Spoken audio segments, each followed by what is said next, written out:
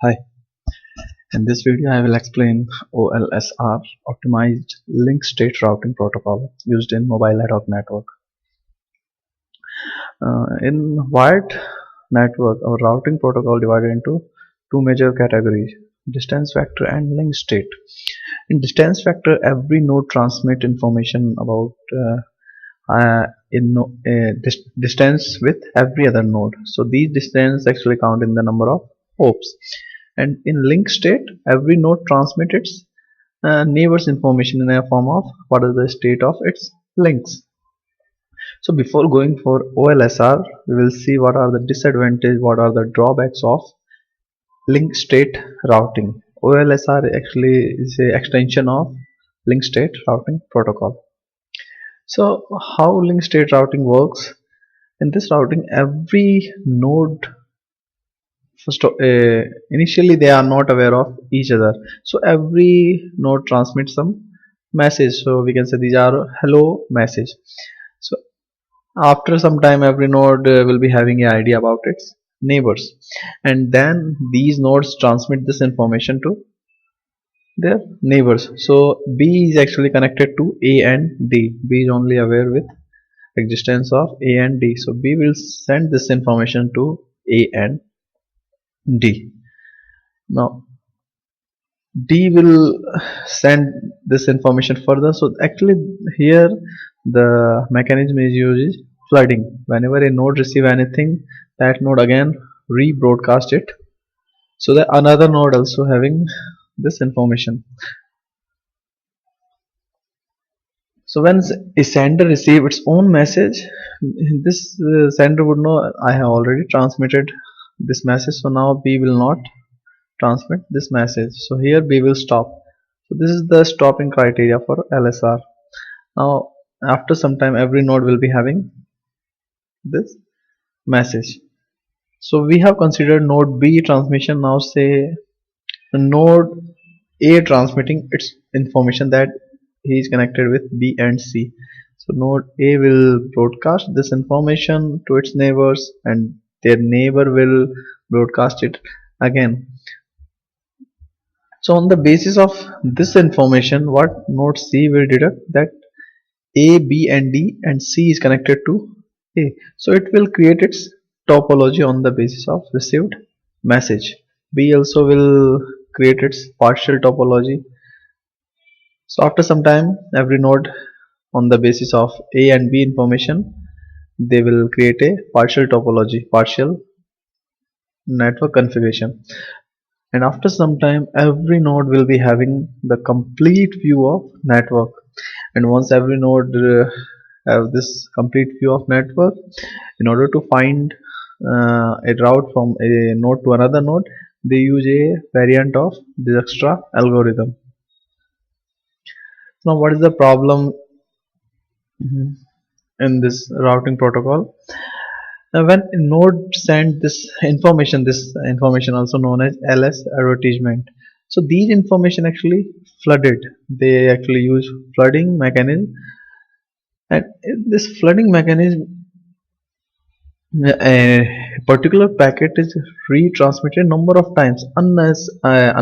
Unnecessary transmission also there. So we are briefing here LSR. Each node send its neighbor information known as link state advertisement, and these advertisements sent on a periodic basis. And once the node has a complete view of network, they will populate their routing table by using Dijkstra algorithm for shortest path. Now we will see the drawback. So say we are having four node A, B, C and D. A is sending its LS advertisement. So when B receive these packet, B also broadcasts this one. So if you can see, A is already having this packet, C also received this packet already. Now C also receiving one more copy of this packet, and when C also broadcasts these packet, so every node is receiving multiple copy of the same packet. So there is unnecessary transmission of uh, packets, and plus there is uh, wastage of network bandwidth.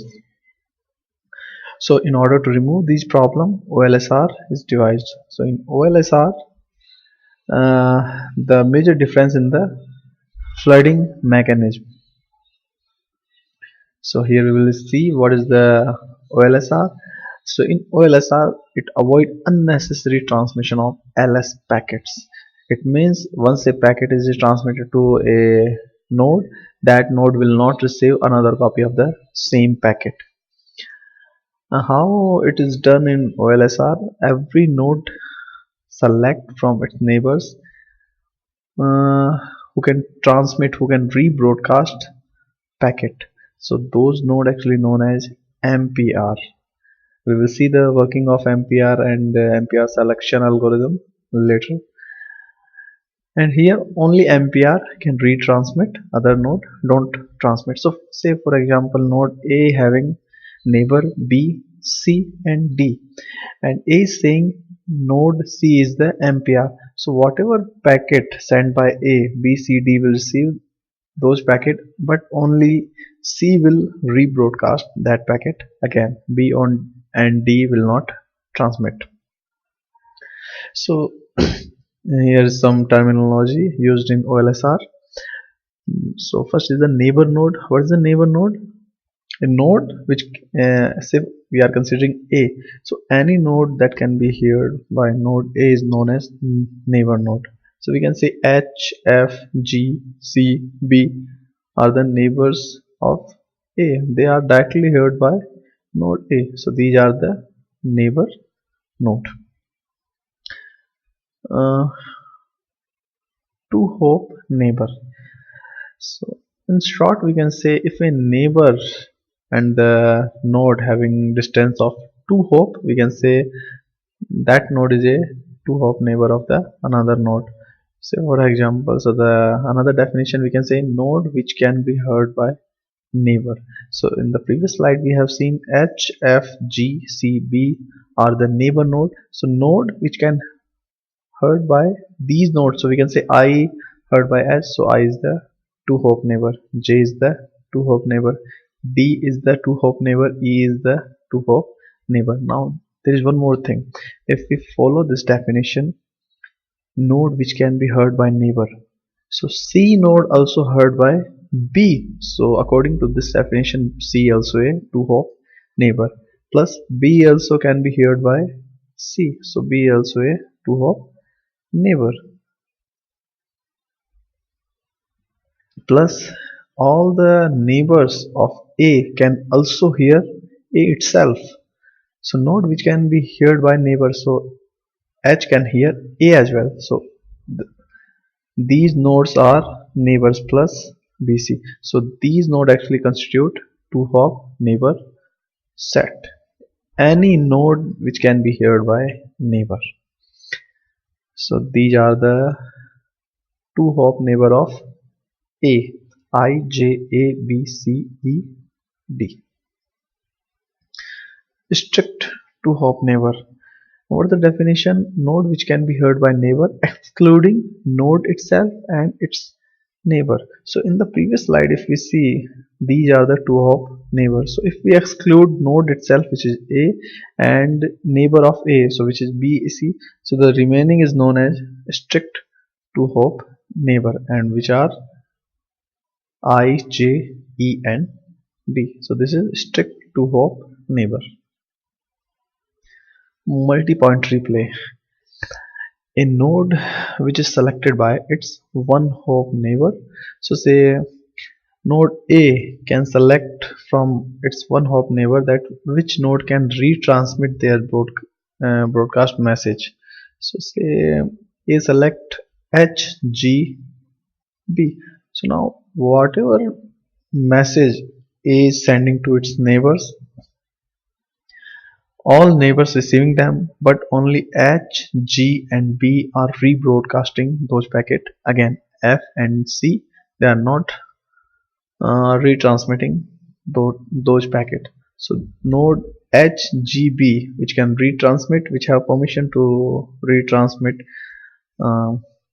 broadcast messages, so these node known as MPR, multipoint replay, and A is selecting these nodes as multipoint replay. So A is known as MPR selector, multi-point replay selector. We have seen this one. Now there are two types of link: symmetric, asymmetric. Symmetric link, which is bidirectional, two-sided communication is possible. Asymmetric link, only one-sided communication is possible. So here A can send data to B, but B cannot send any data to A. Symmetric one-hop neighborhood. So this is the same as the one-hop neighborhood neighbors, except every link need to be symmetric. So what is the definition? One-hop neighborhood of any node X is set of neighbors which has at least one symmetric link to X. So X we are considering here A. So any neighbors of A which are having symmetric link with A. So H is having only a asymmetric link, so H will not be considered. F is having symmetric link, G also having, C also having, and E also having. So these node will form symmetric one-hop neighborhood. The next one is symmetric two-hop neighborhood. This is also similar as the two-hop neighbors. So here the one more constraint included is the link must be symmetric. Symmetric two-hop neighborhood of any node X is set of neighbors excluding X itself which have a symmetric link to symmetric one-hop neighborhood. It means these are the neighbors of A. Now any node having symmetric link with neighbors, so we can say J is having a symmetric link with F which is neighbor of A, and here C is having a symmetric link with G which is a neighbor of A. So C also will be considered as a symmetric two-hop neighbor. G also having a symmetric link with C which is a neighbor of A, so G also considered as a symmetric two-hop neighbor. So this is the final J, G, C. This definition is saying excluding X itself, so we will not consider node itself. So this is the symmetric two-hop neighborhood. The next one is the strict symmetric two-hop neighborhood. And this is similar with the previous one, which is symmetric two-hop neighborhood, with only one difference: exclude all the neighbors from symmetric two-hop neighborhood. So in the previous we have selected J, G, C as a symmetric two-hop neighborhood, but G and C are the neighbors. So that after excluding G and C, the only one node left, which is J. So J is known as strict symmetric two-hop neighborhood. In OLSR, we are having three types of packet: hello packet, topology control packet, and MID packet. Hello packet, these packet actually used to sense link, to know the state of link. Any node every node in mobile ad hoc network transmit their neighbor information, their neighbor information, their information about state of their link to their neighbors. So for those purpose, hello packets are used. Topology control packets, these packets used to tell another node what are the MPR of the particular node. And MID packet, these packet used to inform about multiple interface. If a node is having multiple interface, so those interface information is sent by MID packets. So first we will see hello packet. First of all, each node periodically broadcasts its hello message. So these packet actually provide that node is active, plus these packet also used to send their existence plus their neighbor information. So here And one or more constraint, hello message are received by all one hop neighbors. So these messages actually sent to the one hop neighbor only. So the message actually contain list of addresses of the neighbors to which there exists a valid bidirectional link.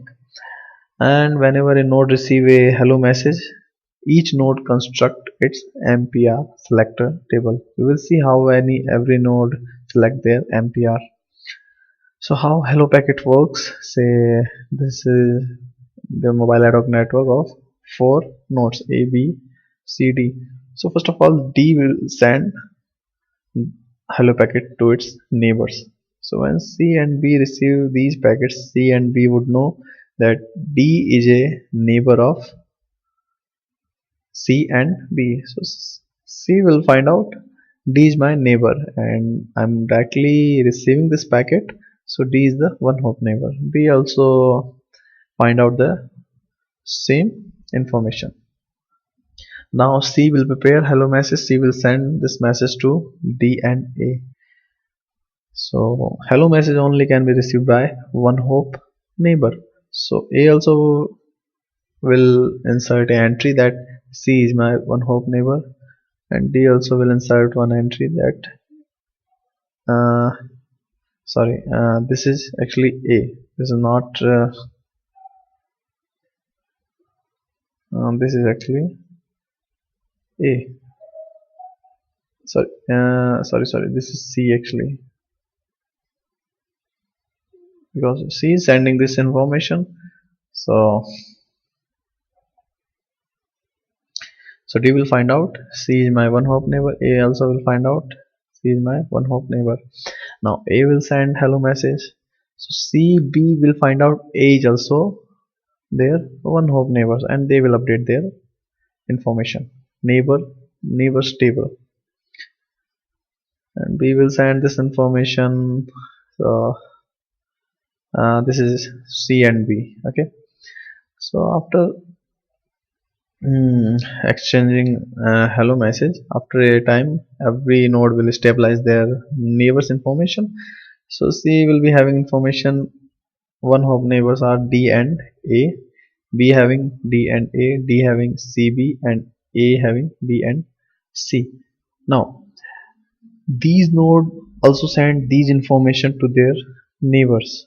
So every node will send their neighbors information in hello packet. So when CB receive these packet, C would know that B is a neighbor of D. It means B is far by me with 2 hops. And B also would know that C is a neighbor of D. It means C can be reachable from me by 2 hop. So B will create an entry 2 hop neighbors C. C also create an entry 2 hop neighbors B. And in the same manner, every node after receiving link state packets, every node will insert an entry for 2 hop neighbors. Once every node will create their one hop neighbor and 2 hop neighbor information on the basis of received hello message, then they select MPR, multi-point replay node. So before going for MPR, what is the structure of neighbor table? So every node maintain one hop neighbors. This what are the state of link. Here we are not considering C now as MPR, and 2 hop neighbors. So this is the 2 hop neighbors, and they can be accessed through from which we have received this information. So this is the structure of tables. Now what is the MPR selection algorithm? In this selection algorithm, uh, one neighborhood of U is represented by N1U and 2 hop neighborhood represented by N2U. So first of all, select node of N1U which cover isolated point of N2U. What is the meaning of this one? Some nodes, some 2 hop neighbors only connected with uh, some node of 1 hop, neighbors. So we will see with example, then it will be more clear. So for time being, first of all, cover nodes which are isolated points of n2u, connect n with n1u. Now later in the second step we will see how many nodes in 2-hop neighbor are left. Then from n1u we will select those nodes which can cover maximum number of nodes in n2u. So let's have a example, it will be more clear. So say we are having a mobile ad hoc network and u is the node. So node in dark color, representing one hop neighbor also known as n1u, and uh, these nodes are in two hop neighbor. So node u wants to select mpr from its one hop neighbor, so it will follow the first step. uh, it will follow the first step, which is cover isolated points of n to u, a node which is select only with one neighbor of u. So this node is connected with one neighbor of u. This node is also connected with one neighbor of u. This one is also connected with one neighbor of u. This node, if you can see, this node is connected with two neighbor of u, so that's why we will not consider this node now. So in the first step we will consider what node are isolated, which node are having um, only connected with single neighbor of u. So we will consider all those neighbors. So in the first step we have selected 1 2 3 4 4 ampere, and by selecting these 4 ampere, 3 4 5 6 7 two hop neighbors are covered. Now first step completed. Now second step. In second step we will see the remaining nodes. So 4 nodes are remaining.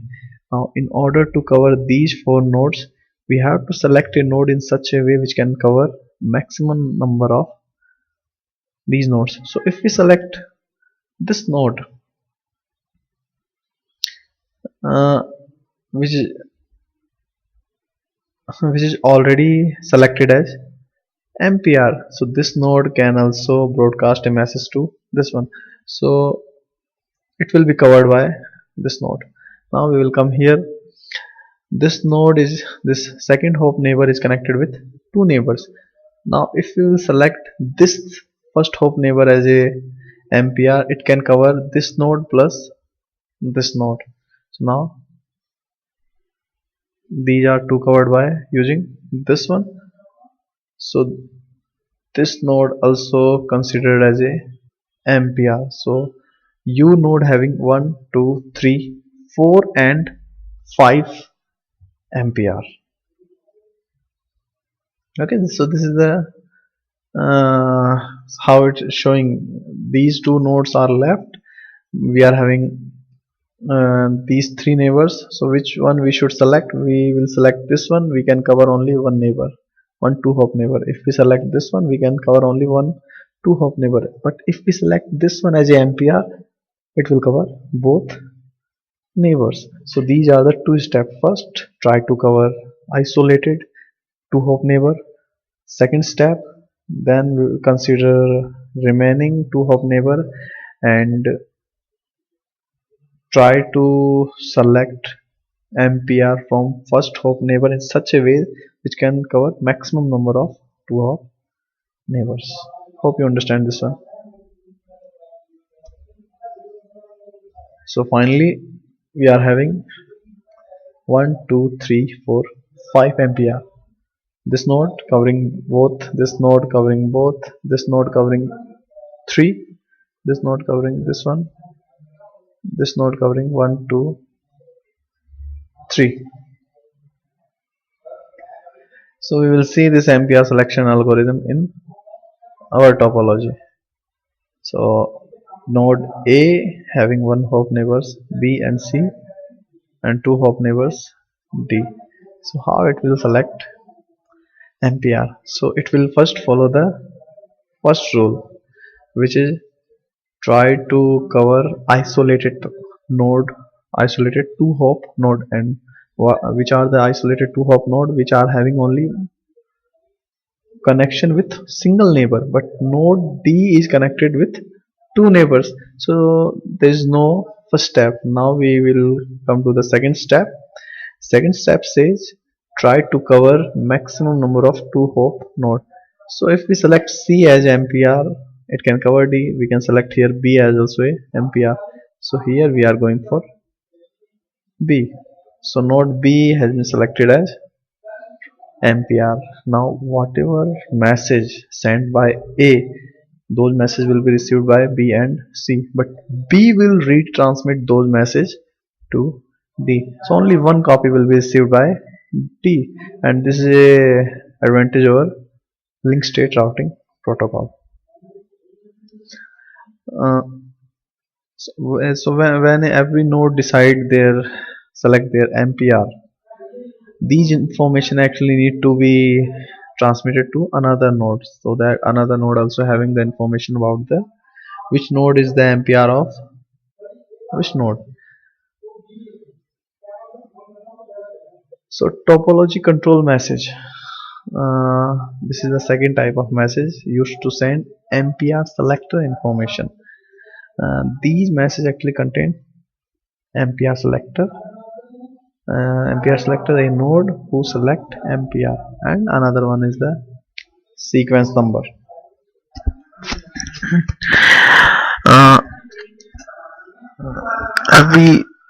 So on the basis of this topology control message, every node also is first maintain a topology table, and then on the basis of this topology table, routing tables are calculated.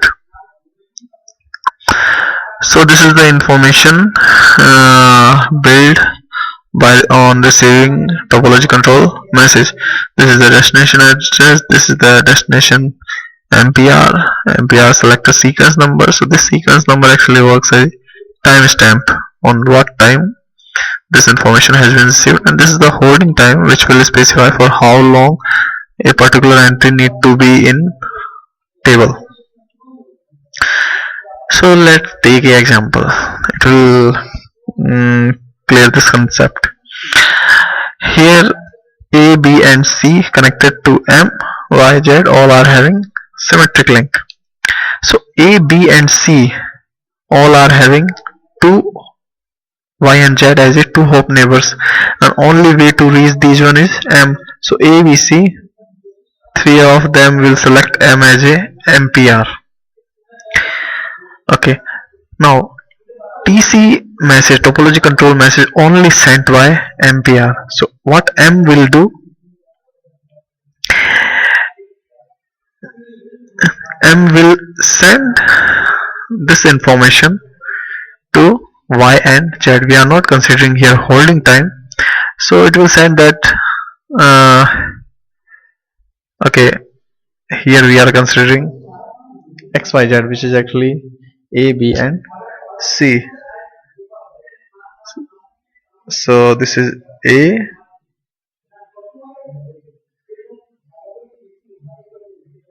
and this is C. So M send this information to other node that I am this is the node sending this information MPR selector. It means these nodes selected M as a MPR, and this is the sequence number. So when Y receive this information, Y will create a table, destination address ABC, destination MPR, MMM, and sequence number 111. So next time when M will send this information, it will increase its sequence number by 2 to 2. So Y or Z would know that this is the updated information. So this is the topology table on Y. Now how routing is done in OLSR.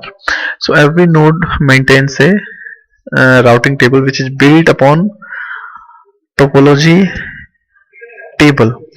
Every node having NPR information is in topology table. So on the basis of those table, by using those table, routing table has been populated. So how it's done? Let's take one example. Say this information is saved at node A. And what is this information? That BM, it means M is the MPR for B. So here we can see M is the MPR for B. CM, it means M is also a MPR for C. DC, MPR for D is C. It means when D send a message, only C will retransmit again. Z, for node Z, E is the MPR, and for node N, D is the MPR. So say this is the table at some point of time. This is the information stored in node A, and A wants to send some data to D. So now, first of all, node A will search its table and find out entry for D. So it would find out that node D MPR is C. It means node D is reachable through C. So it will find out this information. D is reachable from C. Now it will search its routing table again and try to find out a entry for C. So it will find out that node C MPR is M. It means node C can be reachable by node M. So it will find out that C is reachable from M, and M is the neighbor of A, because every node maintains neighbor table in which they store one hop neighbor, two hop neighbor. So now A will send this information to M, to C, and then to D. So this is how OLSR routing works. Thank you for watching.